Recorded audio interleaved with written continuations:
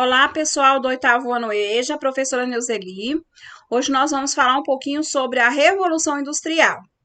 Hoje eu vou usar como recurso esse mapa conceitual, mas a gente depois pode estar também mostrando alguns slides com algumas imagens mais remetentes à Revolução Industrial. Bom, a gente tem como pioneirismo os povos ingleses dentro do processo da Revolução Industrial. Por que é então, o pioneirismo inglês?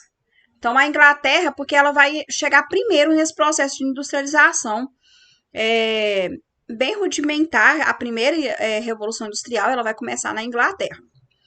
E quais são as causas? Por que começa na Inglaterra?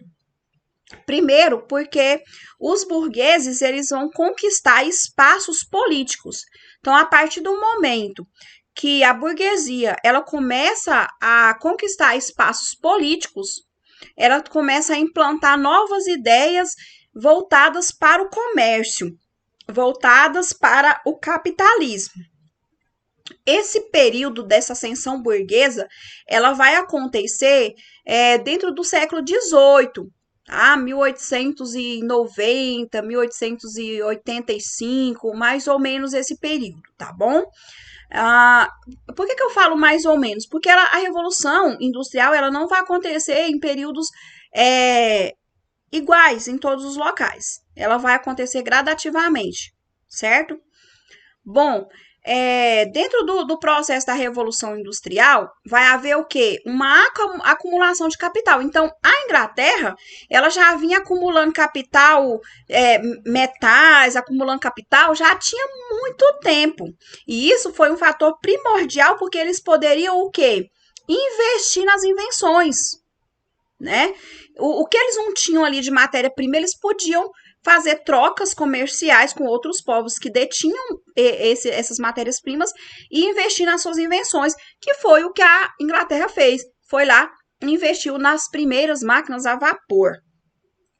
Bom, dentro desse período da Revolução Industrial, teve a primeira fase aqui que eu vou mostrar para vocês, né?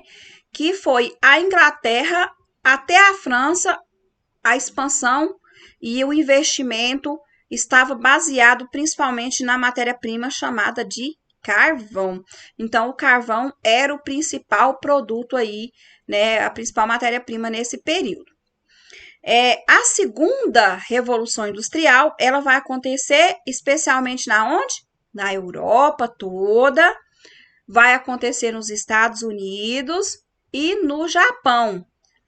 E nesse período aqui, gente, ó, na segunda fase da Revolução Industrial, o Brasil já entra aí, tá, gente?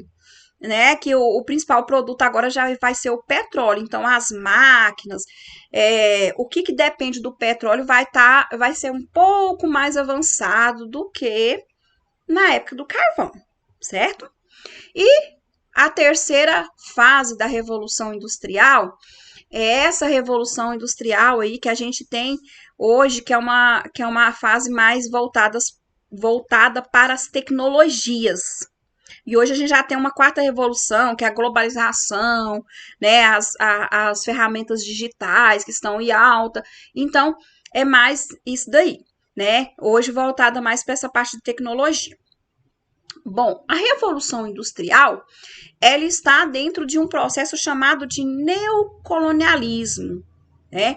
O que era esse neocolonialismo? Esse neocolonialismo era uma nova forma de colonizar, de buscar matéria-prima nas colônias. A gente tem como colônia, né? Aí o Brasil, né? Depois as colônias da África, as colônias da Ásia. Então, assim, além do primeiro período lá, que é aqui, quando começa aqui, ó, é buscar matéria-prima, que é o primeiro tipo de colonização, que é exploratória, depois vai acontecer uma nova forma de colonização, que é o que? Essa corrida para ver quem conseguia conquistar mais território e apanhar mais matéria-prima. Esse neocolonialismo ele vai gerar uma arrecadação de maior quantidade de matéria-prima, vai ter métodos de produções mais eficientes, certo? E mais mercadorias, mais e mais mercadorias, quanto mais produzia, mais barato ficava. Porque vamos pensar lá na primeira fase da Revolução Industrial, que vocês têm até um texto sobre isso, e no texto eu coloquei para vocês que primeiro tinha lá o artesanato, depois a manufatura, e só depois é que a maquinofatura, não é isso? Então, o artesanato e a manufatura, ela vai ser aqui, gente, ó, dentro dessa primeira fase da Revolução Industrial, onde se produzia, mas não era tanto igual é na segunda e na terceira fase. Na segunda e na terceira fase são as grandes indústrias, é a explosão dessa produção, né, em grande quantidade e logo o barateio aí dessas mercadorias. Isso vai estimular o quê? O maior consumo, tá, pessoal? O maior consumo, o crescimento desordenado da população, a poluição do meio ambiente, né? E a ameaça ao futuro. Então, isso aqui são as consequências que essa última revolução industrial causou. Agora, quando a gente pensa lá no primeiro período, na primeira fase da revolução industrial, teve conflito? Teve, gente, teve conflito também, né? Vocês acham que todo mundo vivia na santa paz de Deus? Não, não vivia, né? Por quê? Porque os operários, eles estavam ali à mercê dos burgueses, do dono, do proprietário, do dono da máquina, certo? Então, ele passa a ser proletário. Aí vocês vão ver a divisão, começa nitidamente a divisão de classe. Porque, olha só, antes, né, esse operário, esse artesão, ele tinha o poder nas suas mãos de todo o processo de produção. Então, ele pegava ali a matéria-prima, e ele sabia o que ia acontecer com aquela matéria-prima, como que ela ia se transformando até chegar no produto final. E ele tinha direito de pegar ali o lucro que ele recebia daquela matéria-prima depois que ela fosse manufaturada. Só que, né, quando chega essas primeiras indústrias e esses primeiros proprietários, os donos da máquina, né, esse período da manufatura, né, o que vai acontecer? O operário ele começa a perder o controle de alguns processos. E depois, quando chegam as máquinas, então, aí acabou. Aí acabou. Aí ele vai ter. O que vai acontecer? Ele vai ter o controle somente de uma etapa.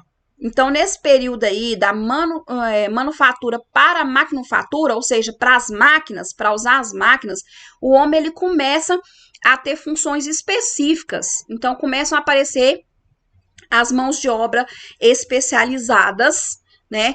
E que ele não tem o controle do produto final e muito menos direito ao lucro, porque aí ele vai ser dono do burguês. Vai ser o dinheiro, quem vai ser o dono?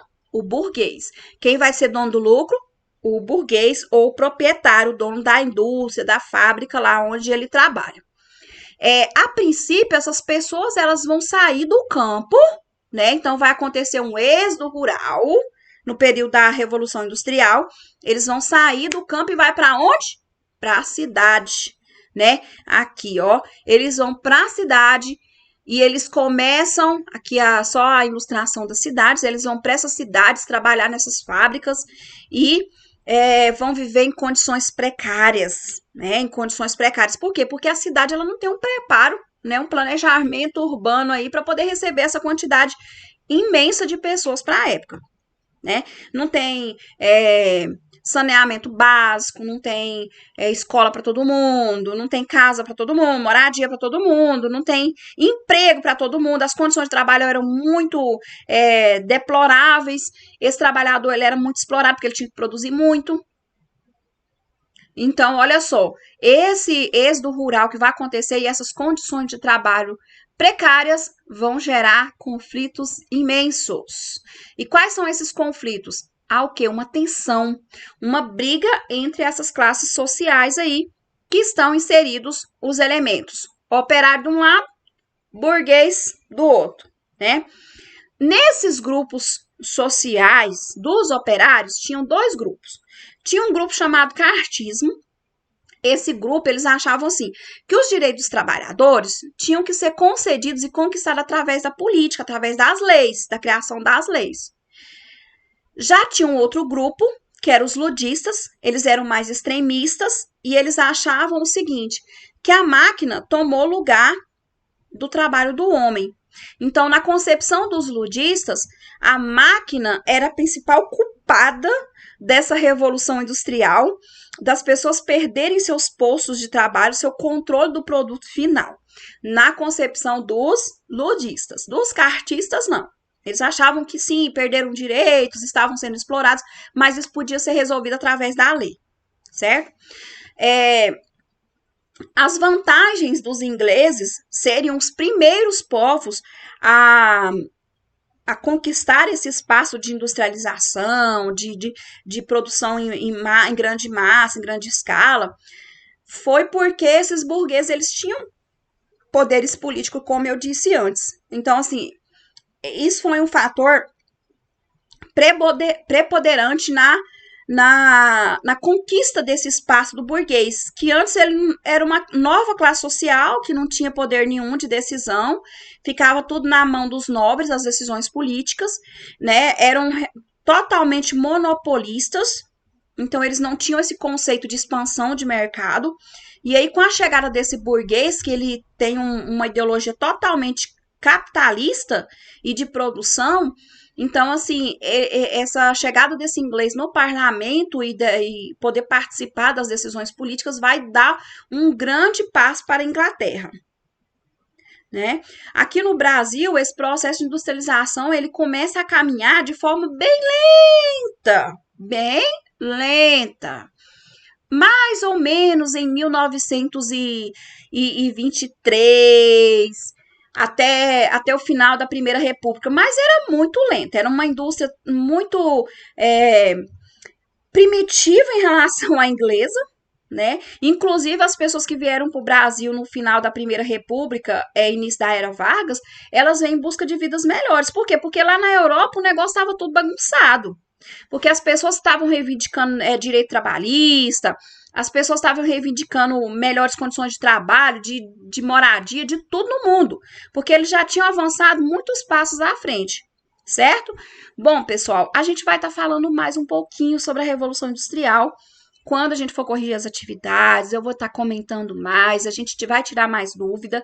Mas esse foi só, assim, um resumo bem rapidinho para vocês entenderem como é que começou essa Revolução Industrial e chegou até os dias de hoje.